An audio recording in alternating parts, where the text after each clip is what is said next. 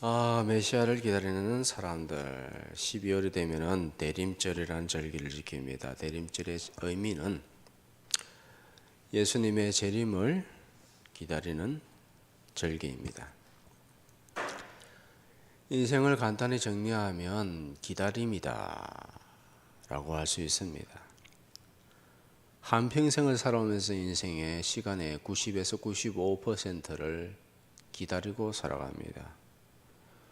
수능시험을 친 아이들은 합격의 소식을 기다리고, 입찰한 사업가들은 낙찰을 기다리고, 농부들은 열매를 기다리고, 그리고 부모는 자식을 장성하기를 기다리며 오늘 하루하루를 살아갑니다. 인생의 성패는 기다림의 성패다 라고 말씀드립니다. 기다림에 실패하면 인생을 실패한다. 인생 실패 이유 보면 기다리지 못해서 안절부절 거리다가 실패합니다. 기다리지 못해서. 두 번째는 기다림에 실패해서 마음을 제대로 관리하지 못하죠.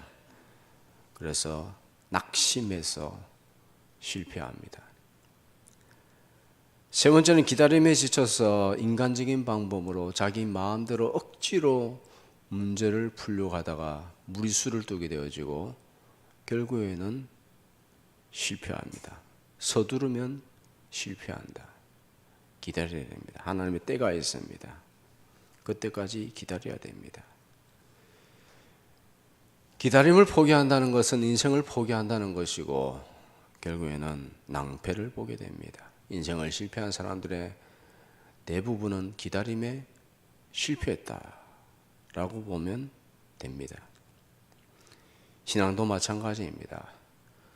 하나님의 약속을 품고 그 약속이 이루어지기를 말씀 붙들고 하나님을 기대하며 기다려야 됩니다. 하나님의 때까지 기다려야 됩니다. 교회의 탄생은 기다리는 것부터 시작되어졌습니다. 예수님께서 성천하면서 제자들에게 말씀합니다. 약속하신 성령을 기다리라. 예루살렘에서 기도하면서 기다리라. 며칠 만에 옵니까? 라고 그렇게 물었죠. 예수님께서 뭐라고 말씀하시냐? 시간은 말씀하시지 않습니다. 제자들은 시간에 관심 많고 인간들은 시간에 관심이 많습니다. 시간을 말해 주십시오. 이스라엘 나라를 회복하심이 이때니까 지금입니까? 시간을 묻습니다. 이 예수님께서는 몇 년 몇 월 며칠이라고 말하지 않습니다. 이단들은 몇 년 몇 월 며칠을 말합니다. 예수님께서 뭐라고 말씀하시는가? 때와 시기는 아버지의 자기의 권한에 두셨으니 너희는 알 바가 아니요. 알 바가 아니다. 예? 젊은이들 많이 말하죠. 알 바. 예. 하나님도 동일하게 말씀하십니다. 알 바 아니야. 너는 믿음으로 기다려. 우리는 하나님의 시간을 알지 못합니다. 왜 시간을 말씀하시지 않으실까? 시간을 알면 믿음으로 기다리는 것이 아니라 억지로 기다립니다. 인간적으로 계산을 하죠. 얼마 남았으니까 이렇게 쓰고 저렇게 쓰고 해가지고 얼마까지 신나게 쓸 수 있겠다. 계산을 하죠. 믿음이 아니죠. 하나님께서 우리에게 요구하시는 것이 뭐라고요? 뭘 요구합니까? 믿음 요구합니다. 그래서 시간을 말씀하시지 않는다. 우리는 시간 속에서 살아가며 하나님은 시간을 말씀하시지 않는다. 그러나 때가 되면 하나님께서 지금이다 라고 말씀하십니다. 하나님의 시간은 정확합니다. 오순절에 성령님이 임재하셨고 그때부터 교회가 탄생하였다. 우리는 하나님의 시간대까지 알지는 못하지만 인내하고 기도하고 주님의 역사를 기대하면서 어떻게 해야 된다? 기다려야 된다. 오늘 본문에 시몬이라는 연세 드신 분이 있는데 25절에 이분의 특징에 대해서 말씀하고 있습니다. 예. 자, 우리도 같은 연배가 많거든요. 25절 다 같이 시작. 예루살렘에 시몬이라는 사람이 있으니 이 사람은 외롭고 경건하여 이스라엘의 위로를 기다리는 자라. 성령이 그 위에 계시더라. 제일 중요한 건 성령이 그 위에 계셨다. 하나님께서 함께 하셨다. 그의 성격을 보니까 내적은 의롭고 경건한 자라. 의롭다는 겁니다. 경건하다는 거죠. 외적으로는 이스라엘의 위로를 기다리고 있더라. 여기서 이스라엘의 위로란 무엇이냐 하면 메시아입니다. 어떤 위로냐 하면 27절에 그가 주의 그리스도를 보기 전에는 죽지 아니하리라 하는 성령의 지시를 받았더니, 언제 받았는지는 모르겠지만은 80세 될 때까지 기다렸다. 예, 내가 살아있는 동안에, 너가 살아있는 동안에 메시아를 직접 눈으로 보게 될 것이다. 몇 살 때 들은지는 모르겠지만 80이 넘어서야 하나님의 뜻이 이루어졌다. 계속해서 기다리고 있었다. 임마누엘의 표적을 직접 볼 것이다. 경건하게 이스라엘의 위로를 평생 동안 기다리고 있었습니다. 이스라엘을 위해서 기도하면서 나라가 망가지고 있는데 하나님 위로하여 주시옵소서, 회복시켜 주시옵소서 하면서 기다리고 있었습니다. 결국에는 임마누엘의 표적을 직접 눈으로 확인했습니다. 이사야 7장 14절에 보면 말씀 시작. 그러므로 주께서 친히 징조를 너희에게 주실 것이라. 보라, 처녀가 잉태하여 아들을 낳을 것이요 그의 이름을 임마누엘이라 하리라. 임마누엘이 무슨 뜻이죠? 하나님께서 우리와 함께 하신다. 최고의 복인 줄 믿으시기 바랍니다. 기적 중에 최고의 가장 큰 기적이 무엇이냐 하면 처녀가 잉태하여 아들을 낳는다. 하나님이 사람이 되셨다. 이것이 예수님께서 초림하시는 방법입니다. 왜 예수님은 아기 예수로 오셔야 되는가? 말씀을 성취하기 위하여. 태어난 것도 말씀대로 태어나시고 말씀대로 사시다가 말씀대로 죽으신 줄 믿습니다. 우리도 말씀대로 살다가 말씀대로 죽어야 됩니다. 말씀대로 저희들을 천국으로 인도하여 주실 줄 믿습니다.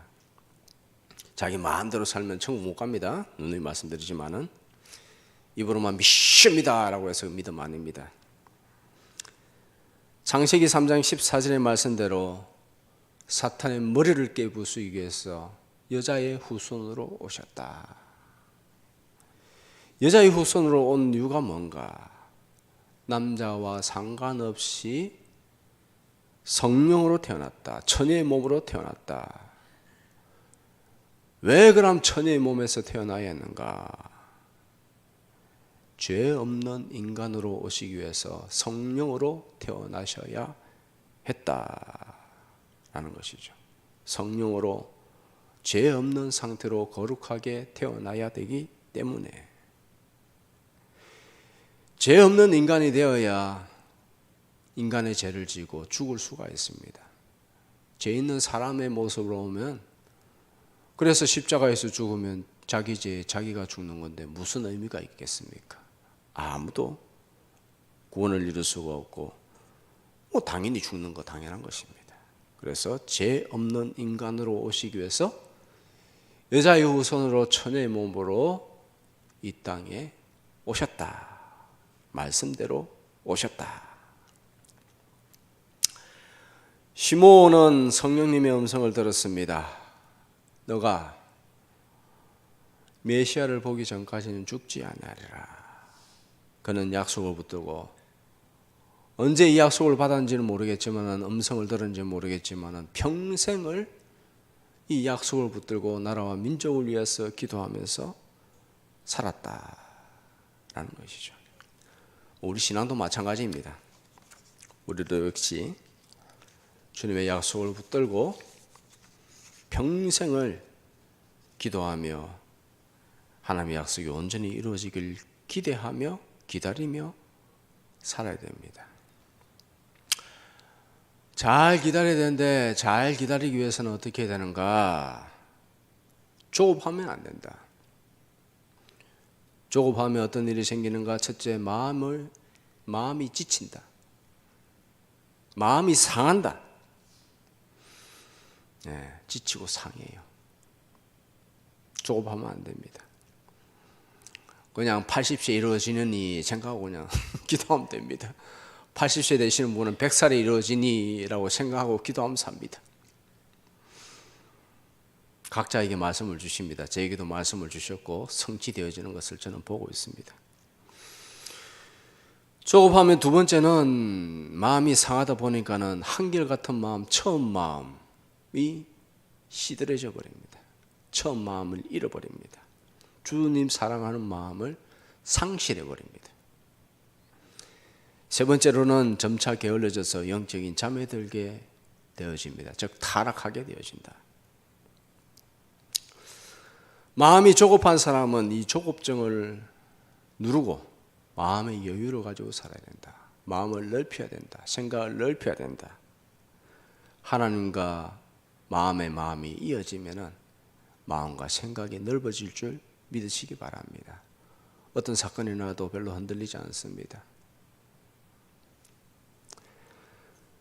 마귀는 마음이 조급한 사람을 쉽게 요리해 됩니다. 달달 볶죠. 달달달달 후라이팬에 달달 볶습니다. 사람들은 빨리빨리 하라고 외칩니다. 빨리빨리 하다가는 반드시 언젠가는 필히 사고가 터집니다. 터지게 돼 있어요. 마음이 조급하면 언젠가는 터집니다. 운전하시는 분 보면은 뭐 오늘도 무사히 개인 택시에 그러지 않았는데 급하게 하다 보면 터집니다. 운전을 하려면 신호를 잘 보고 주위를 살피고 브레이크도 밟아가면서 규정대로 잘 가야 됩니다. 그렇지 않으면 사고 납니다. 언젠가는 납니다. 한번 사고 터지면 수습이 해야 되는데 수습한다고 해서 그게 완전한 수습이 되어집니까? 몸도 힘들고 재정적으로도 망가지고 마음에 트라우마가 남습니다. 무슨 일이든지 조급하면 안 됩니다. 확신이 들 때까지 기도해야 됩니다. 기다려야 됩니다. 성령님의 인도를 구해야 됩니다. 성령님 나에게 마음을 주시옵시고 나의 마음을 주장하여 주시옵소서. 안타깝게도 현대인들의 특징은 조급하다는 것입니다. 특별히 한국인 더 그렇죠. 미국 사람들 진짜 느긋합니다. 주민등록증 하나 만들어 가면요, 한 달 뒤에 와라, 일주일 뒤에 와라. 우리는 딱 가면 바로 만들어 주잖아요. 1시간도 안 걸릴 거, 10분도 안 걸릴 거. 미국 가면은 일주일 뒤에 오시오. 일주일 뒤에 가면 다음 주에 오시오.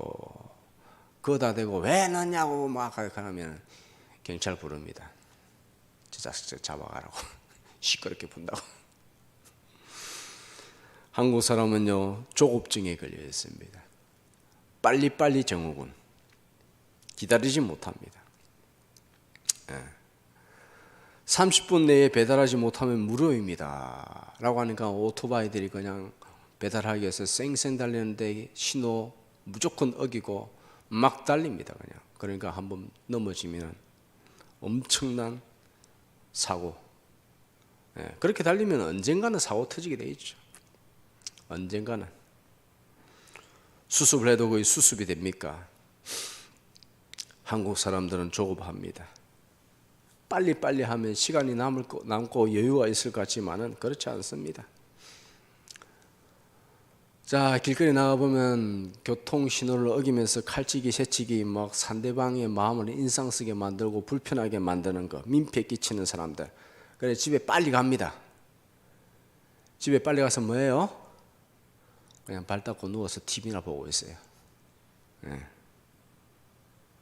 도착해서 특별한 일 하는 것도 없는데 무조건 빨리 가야 됩니다.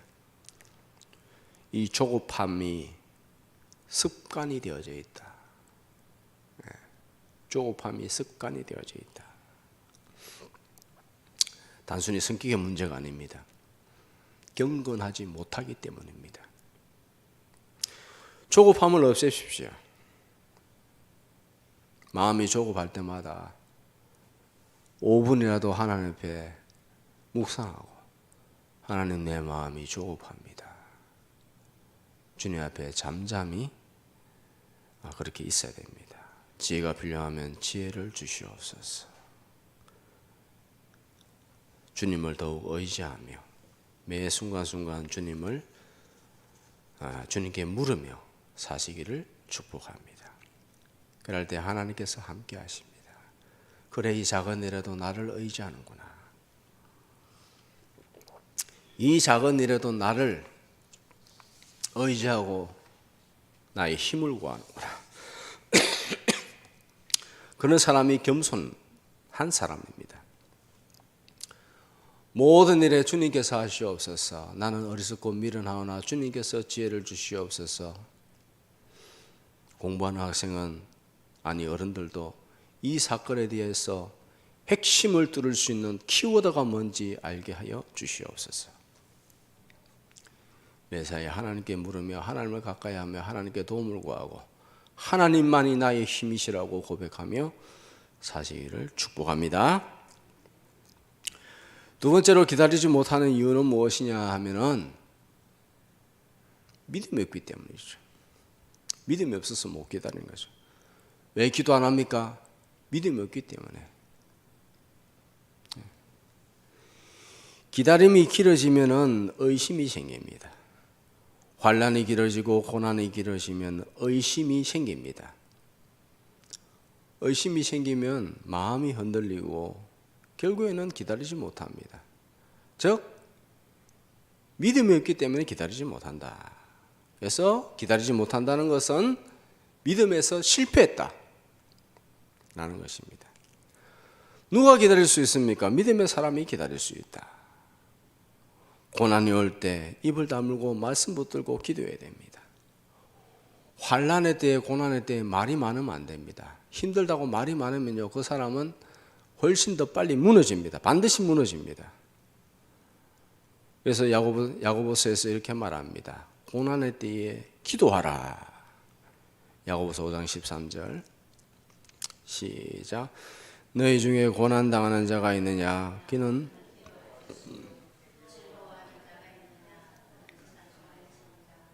힘들면은 기도해야지. 힘들다고 막 불평하고 그러면 반드시 무너집니다. 그 사람은 믿음의 사람이 아니죠. 시몬은 드디어 때가 되어서 주님께서 약속하신 표적을 보게 되어졌습니다.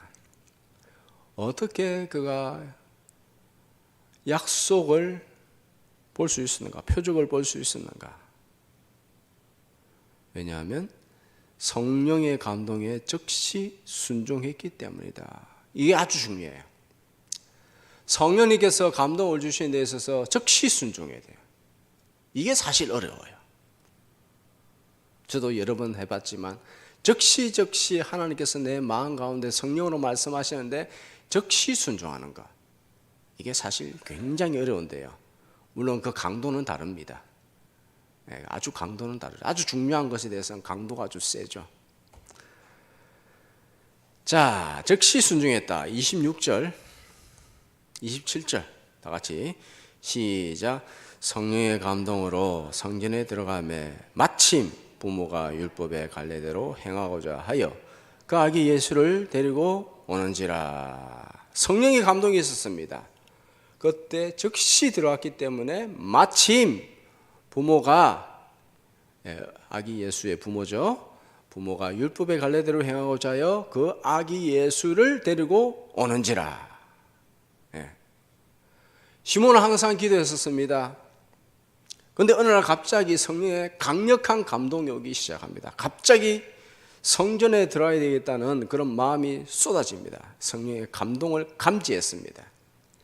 그래야 즉시 성전에 들어갔더니 마침 예수의 부모가 그 아기 예수를 데리고 들어왔다. 주목해야 될 단어는 마침 그 시간에 아기 예수를 데리고 왔다.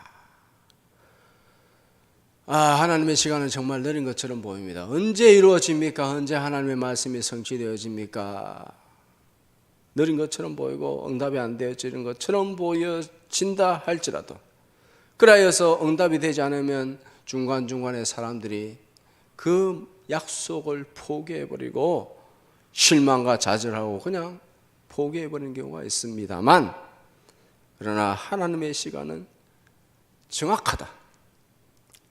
그때까지 우리는 기다려야 된다. 이게 인생입니다. 믿음으로 기다려야 된다.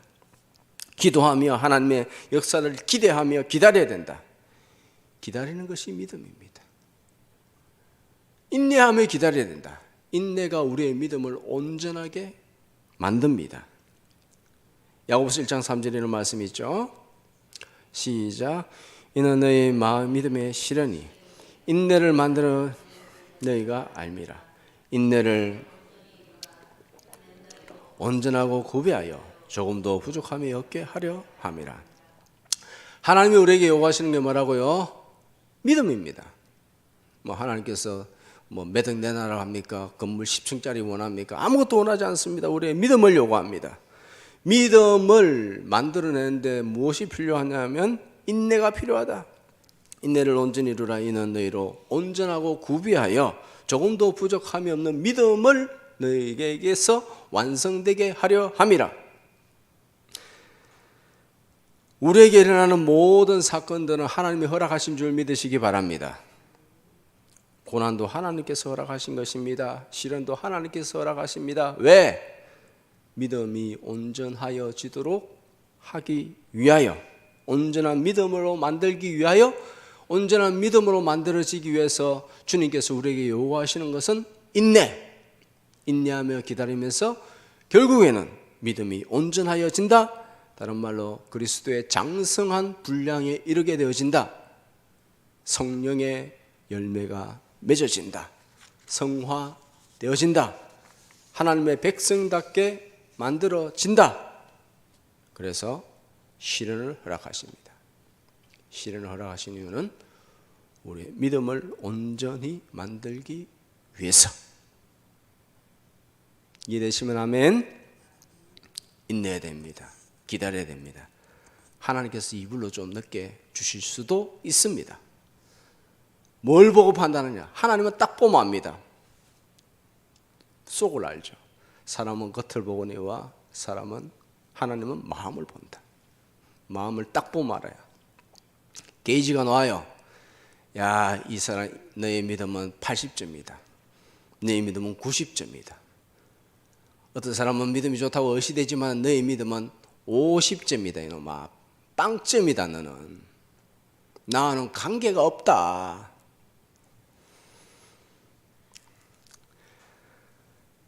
자, 만약에 말이죠, 시몬이 그때 또 바쁜 일이 생깁니다. 성령의 감동이 올 때 되면 꼭 바쁜 일이 생겨요.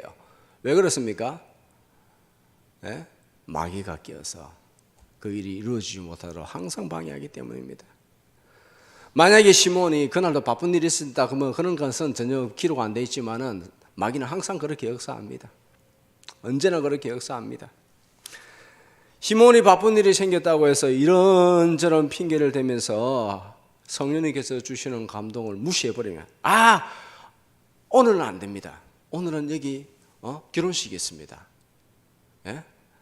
내 조카가 결혼하는데 가봐야 됩니다. 왜 결혼식 날 우리가 저를 갖다 성전에 부르십니까? 인간적인 도리는 해야죠. 성령이 주시는 감동을 무시해버리고 성전에 들어가지 않았다. 그러면 아기 예수를 만나요? 못 만나요? 못 만나죠. 만나지 못합니다. 천국에 가서도 영원히 후회하는 거죠. 아, 내가 그때 실수했구나. 우리는 주의 말씀을 들을 때 감동을 받습니다. 주님께서 오늘 이 시간에 여러분들 각자에게 주시는 말씀이 있습니다. 그 말씀에 순종하면 하나님의 뜻이 이루어지고 그것이 하나님의 시간이 될 수가 있습니다. 하나님의 시간인지 아닌지는 나는 모르죠. 하나님 마음이지 뭐. 하나님 주권이지 뭐. 에? 하나님께서 나에게 어떻게 하든 간에 우리가 뭐라고 말할 거예요. 에? 토기의 흙강덩어리에 불과한 주제에 감히 하나님께 이렇게 해라 저렇게 하라 할 수 없죠. 그저 저희들은 주님의 자비와 긍휼을 나에게 베풀어 주옵소서. 그리고 하나님 말씀대로 하나님께서 말씀대로 주를 찾는 자들에게 마음을 다해서 주를 찾는 자들에게 상 주시는 이심을 알아야 할지니라고 하여 싸우니 말씀대로 내가 믿음으로 나아올 때에 주여 나를 긍휼히 여기사 상을 주시옵소서. 나를 불쌍히 여겨 주시옵소서. 주님 앞에 간절히 은총구할 때 주님의 뜻대로 살고자 애통하는 마음으로 기도할 때 하나님께서 긍휼과 자비로 상을 주실 줄 믿으시기 바랍니다. 잘 사는 방법은 그거밖에 없어요. 우리가 행복하게 잘 살 수 있는 방법은 그거밖에 없습니다. 우리는 주의 말씀으로 감동을 받을 때에 적시적시 순종하는 훈련을 해야 됩니다. 작은 건 사실 근데 좀 작은 감동을 좀 무시하는 경향이 있어요. 저도 그렇고 잘 안 되더라고요.